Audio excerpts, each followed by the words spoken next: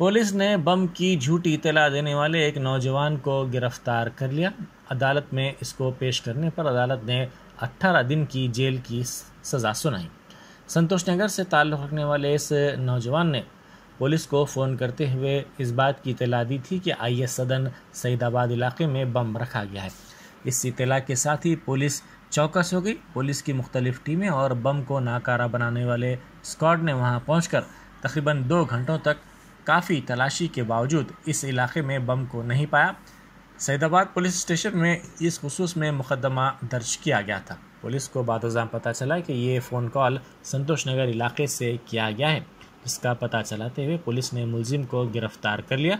मुलजिम को अदालत में पेश किया गया। अदालत ने इस मुलजिम को 18 दिन की जेल की सज़ा सुनाई।